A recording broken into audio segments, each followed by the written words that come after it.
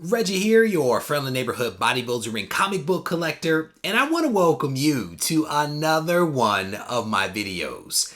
In this video, we are going to continue having a conversation about comics as an investment. And if you watch my previous videos on this topic, we are going to continue building upon that foundation. If for some reason you haven't seen those videos, I want to encourage you to go check those videos out and then come back and watch this one, because we're going to continue building upon that foundation that was previously established. And so if you are still watching, I'm going to assume you either hit the pause button, went and watched that video and are back, or you saw that video. So I'm just going to continue moving down the path. But if you buy into this idea that comics are a form of investment, you may buy into this next concept that I'm going to be talking about. And what has happened is I was noodling this idea as I was bagging and boarding some comics. And I continued to kind of process through this idea over a couple of hours, and I think that I have it finally framed out enough to be able to share with you guys now. But if you think about comics as a form of investment, almost all investments move in multiple directions. And I want to talk a little bit about this because I've heard people say that comics always go up in value. And that honestly couldn't be further from the truth. Because if comics are a form of investment, we know that investments generally move in multiple directions, both up and also down. And so this idea that it almost doesn't matter what you pay for a comic because that comic will go up in value is honestly just a misnomer. It absolutely matters how much you pay for a comic. And so because there are fluctuations in the values of comics, how much you spend for that book is vitally important. And there's a lot of people out there and a lot of concepts out there that basically say you make your money not when you sell, but when you buy. And that's a really nice way of saying that if you catch a brick and overpay for a comic, then there isn't much that can be done to save you when you go to sell that book unless you can get the next person to catch a brick. And that may not happen, to be honest with you. And so it is vitally important to, if you do buy into this idea of comics as a form of investment, to think about how you are spending your money and how much you are spending. Every form of investment moves, and I'm being very general and hopefully no one calls me out for that, but every investment moves on information. Now, that isn't to say that the information is good. It's not to say that it's substantiated, but investments move based upon information. And what each of us has to do as a collector, as somebody that's part of this hobby, as an investor, is we have to give thought to the credibility of the information that is making the comic move. And so you have to take some time to do the research, to ask yourself, is there any substance to this information? And if there is no substance to it, then you may not want to act upon that information because you may overpay, catch a brick, and not be able to recover that money that has been spent later on. And so you have to ask yourself, is this information credible? Is this substantial? Does this tidbit that I'm hearing actually matter in the grand scheme of things? And if you do your research and you're like, this information is solid, I believe that this thing that I have heard will happen because of this research that I've done that supports this, I therefore am going to act upon this and I'm going to buy this book. If you take the time to do that due diligence, more than likely you're going to be in a better position to actually spend that money and not feel guilty about it, like because you made a mistake, right? Now, that doesn't mean that if you do that, that you're always going to make money when you go to sell the book, right? That isn't to say that. And it certainly isn't to say that you should only buy comics for the purpose of making money. That is not the point that I am trying to make. But what I am suggesting is that you do want to take the time to dig into the details to make sure that if you are handing over your hard-earned money and you are investing in a comic based upon some information, you want to be assured that that information is somewhat solid.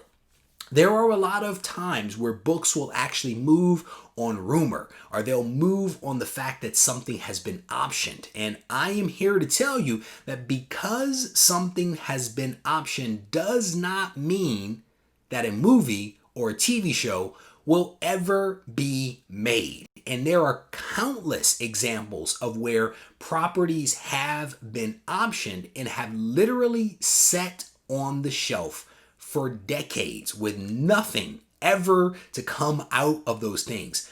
Just because a creator signs a deal with a production house or even a streaming service does not necessarily mean that that property will ever come to light. And so you have to take some time, as we've spoken about in previous emails or our videos, to allow the information to come in and then to filter it and then to evaluate that information before you take action. Now, if you're talking small amounts of money, $5, $10, $20, $30, or whatever the equivalent is for your financial situation, then it may not matter. But if you're talking hundreds or thousands, or even for some people, $20 is too much, right?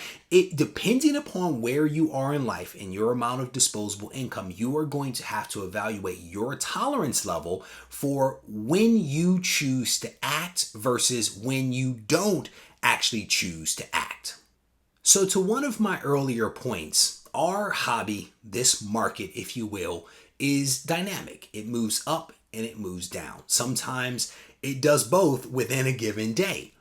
Now, when you think about the stock market, which is a comparator that we have often used in the videos that I release, the great thing about the stock market is that you have an ability to evaluate the value of a stock at any moment in time when the market is open. All you have to do is to pull up your phone and go to, whatever ticker symbol thingy you choose to use, or you can jump on the web and you have the ability in real time to know how Apple or Tesla or GM or Ford or any of these other companies, how they are performing up to the moment, because we have thousands, if not more, transactions that are taking place every couple of minutes. Now, unfortunately, we don't have that for comics. We don't have a ticker that we can refer to evaluate what is actually happening with Amazing Spider-Man 300 or Eternals #1 or the first appearance of Bishop. We don't have the ability to look at a ticker to know exactly how these books are performing in real time. The closest that we have, of course, is sales data. We have eBay and we have different websites and web services out there that provide us with valuation information. But all of that information is actually in the rear view. We are looking at what happened in the past, not what is happening in this very moment. So to some degree or another, we are at a little bit of a disadvantage because you don't really know, as we've talked about in previous videos, how quickly the pricing aggregators, the pricing services are receiving that data from their multiple services and scrubbing that data and posting that data and making it available to us. We don't know the frequency, if you will, at which that actually happens. We do, in some cases, like with Go Collect, have the ability to see when the sales actually occurred, which helps us. But that, again, is in the past. We don't have the ability to see what is happening in the moment. And because of that, what I cited a few seconds ago in terms of us allowing information to come in and filtering that information and researching that information, that's why that part is vitally important. Because if you overspend, then it might be days before you find out whether what you bought was a smart buy or not. And then you still have to wait a period of time to evaluate whether it was truly a good buy or not. And it would be great if we had a ticker symbol or a ticker, the ability to look at something like that was dynamic in real time. That would be great. But that isn't the way that comics are bought and sold. We don't have that type of volume or frequency to be able to see what is happening in the moment, to give us some idea of what's actually happening. So that's definitely one of the drawbacks. But again, the onus is in many ways on us as the collectors, as the investors, as the speculators, to evaluate that information and to decide what we want to act on versus not. So there you have it. Those are just a couple of my thoughts about comics as a form of investment. I wanted to share that with you while it was still somewhat fresh in my mind as I was kind of processing through it. My hope was that this video is going to be informative to someone out there. Maybe it struck a chord with you. Maybe you don't agree at all. Wherever you land as you listen to this recording, I want to encourage you to leave a comment behind to let me know what you think. And if you truly enjoyed this video, I definitely want to encourage you to hit the thumbs up button, and we will see you next video. Take care. Before you go, I want to give you an opportunity to add a really cool book to your collection. Thanks to our friends over at Go Collect, I want to give you an opportunity to add this book right here to your collection this week, simply for watching this video. This, of course, is X-Men number 50. It is a gorgeous, gorgeous book by Steranko. It is the second appearance of Polaris. It is a 6.5 with off-white pages, and this book could be yours.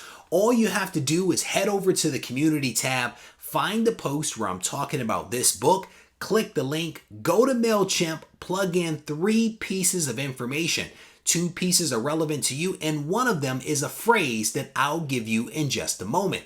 You then tune in to the Ready, Set, Go preview show, which is a live show that I do every single Sunday night at 7:30 p.m. Pacific time to find out if you are the winner. You do not have to be present in order to win, but you do have to watch that video to find out if you are the winner. And if you are, all you have to do is to send me an email claiming your prize. The requirements for this giveaway are relatively straightforward. You basically have to be a resident of the United States, a resident of Canada, or have a mailing address in the US. That is it. The other thing is, on this video, do not post any comments about the fact that this is the giveaway. No great Go Collect giveaway, no great book, thank you, Go Collect and Regie, none of that kind of stuff. It is like Fight Club. Second rule of Fight Club is you do not talk about Fight Club. We do not talk about the giveaway on the video in which we actually do the giveaway. With that said, the phrase for this book is minty. Minty, M-I-N-T-Y, minty, because it's green, it's mint, evergreen, I don't know. It's minty. There you go. Thanks for watching.